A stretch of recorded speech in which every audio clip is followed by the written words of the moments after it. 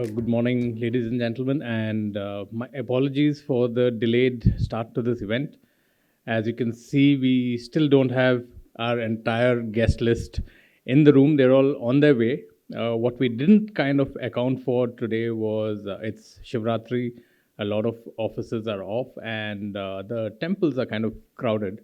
So people are on their way. So I'm hoping in the next few minutes we'll have more people coming into the room. But that said, let's begin the day because we have our esteemed keynote speakers and chief guest here. So, the FEMSME Leadership Conclave, this time's theme is navigating tomorrow's opportunities. We've had this conclave in the last couple of years, and each year we've seen various, pain points for the MSME industry being discussed, from credit growth, access to credit, financial inclusion, all of these things we have discussed. A lot of debates have happened, a lot of ideas have come out from our conclaves. But where is it going? I mean, is it still easy to do business on the ground?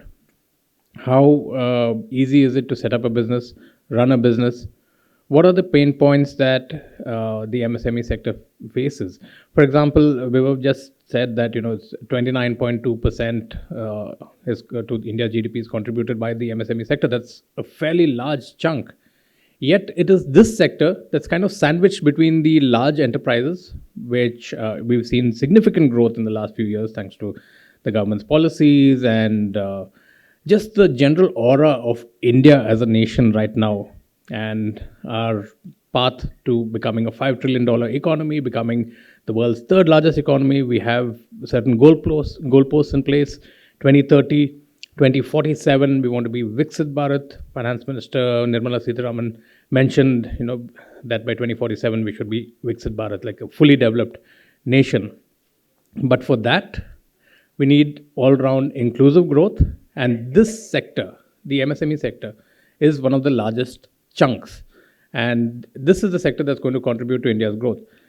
In the past 20 years, if I was to look at it, India has made significant strides in a lot of fields, software being the primary space, where we are probably the world's leader in software services.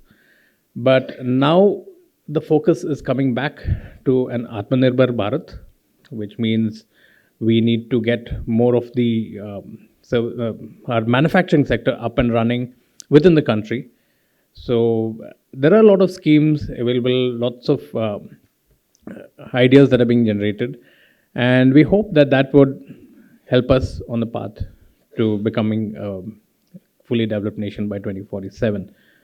There are certain statistics that I had. For example, a CRISIL report said that India would become an upper middle income country by 2031.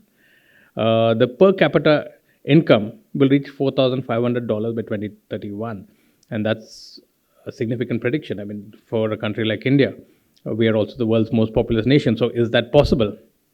So that's something we need to look at. And again, that's where businesses, a lot of entrepreneurs, small businesses will contribute to the kind of growth that we are expecting.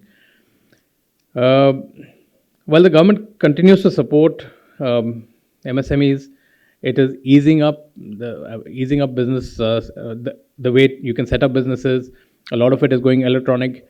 Your payments, for instance, are becoming easier. There were new schemes announced in the government. In fact, we're going to have a masterclass on Section 43, where mandatory payments have to be made within 45 days by a company to an MSME. So we're going to be talking about that. We'll have a masterclass as well later. So I don't want to take too much time. Let's hear it from our experts in the room. So I would like to welcome Dr. Rajneesh, Additional Secretary, Development Commissioner, Ministry of Micro, Small and Medium Enterprises. And we also have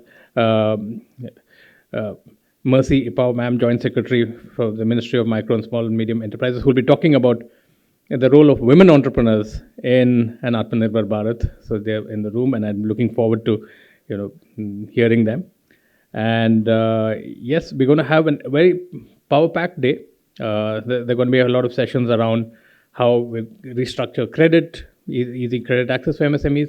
And I'm hoping all of you in the room will be more participative, interact with our panels, and hopefully we'll have more takeaways by the end of the day.